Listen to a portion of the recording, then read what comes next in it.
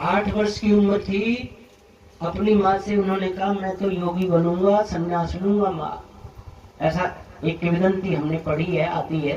कितनी सत्य है इसको मैं पूरी मोहर नहीं लगाऊंगा इतिहास की घटनाओं पे, परंतु 8 वर्ष की उम्र में विरक्त हो गए थे।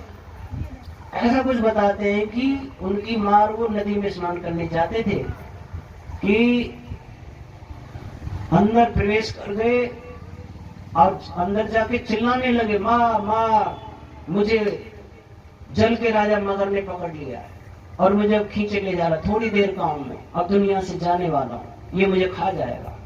माँ इधर उधर चिल्लाने लगी, कोई बचाओ बचाओ, उधर कोई था नहीं।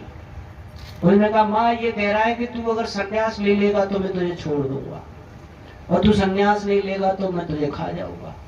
माँ अगर तुम संन्यास की आज्ञा दे तो ये मुझे छोड़ देगा। अब माँ ने सोचा करो संन्यास ले लेगा तो कम से कम बच्चा रहेगा, भी देख लिया करूंगी, और ये अगर खाई गया तो फिर।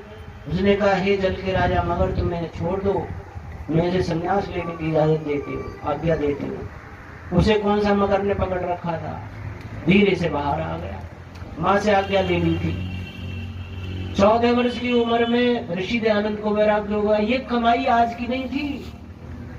ऋषि दयानंद को 14 वर्ष की उम्र में विरक्ति हो गई थी।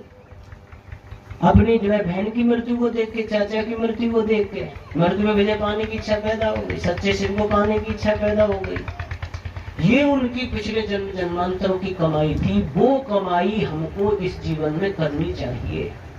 असली कमाई वो है जो अगले जीवन में भी हमें धन्य करने वाली है, महानता की ओर ले जाने वाली है।